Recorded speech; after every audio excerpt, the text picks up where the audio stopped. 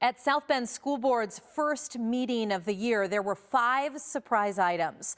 The public wasn't informed that these items would be taken up and then voted on, and these could have major impacts. With no notice to the public. That's what I would like to add to the agenda.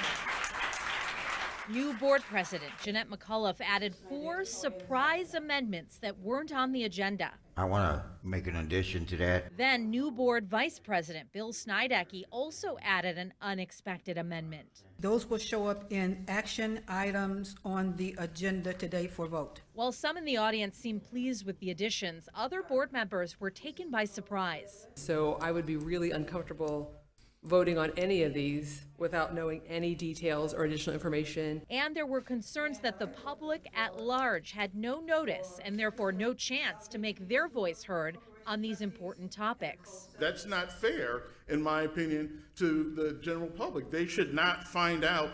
These are 5 significant things that we're voting on. The nearly 5-hour meeting was almost 2 weeks ago, and there are still questions about the language of the action items and the impacts of the board's decision. After multiple requests, President McAuliffe declined to do an interview with us to answer questions about her process, transparency, and motivation.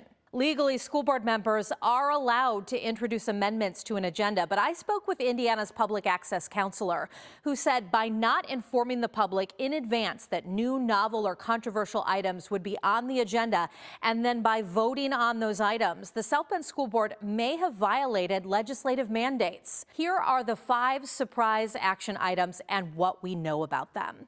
The first was hiring a law firm. We have a lot of attorneys in this corporation. I'm trying to consolidate. Several board members wanted more information and asked to table. That prompted a tense back and forth. You're going to have to put a time limit on you because you talk too much.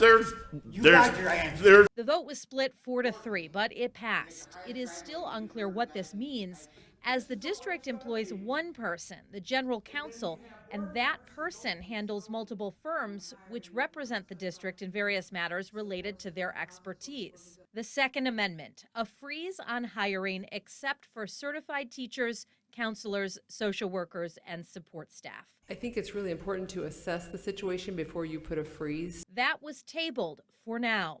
The Third Amendment, a freeze on the facilities master plan. McAuliffe argued board members aren't up to date on the massive plan. So while not tomorrow, this will halt the investment in Washington High School. This will halt the investment in the medical magnet.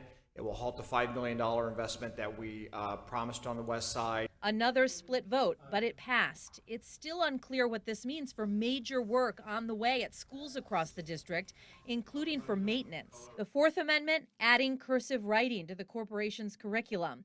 This passed unanimously.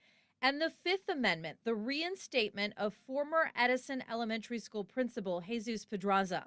This was Snydecke's amendment. Despite questions about the HR implications and logistics around the current Edison principal, the measure passed with another split vote.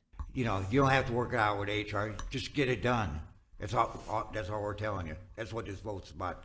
According to the Indiana School Boards Association, while boards approve personnel decisions, this is not a step a school board usually takes.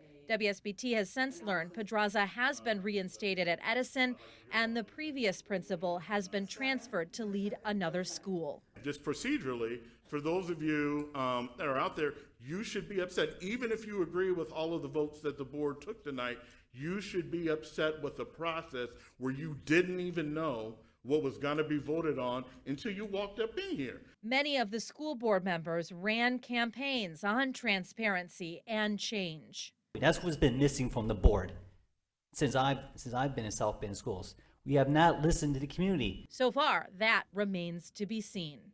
We did sit down with South Bend's superintendent for an interview. What he's saying in our story on Wednesday. Thanks for watching. Here's another story you may like, and subscribe to the WSBT 22 YouTube channel.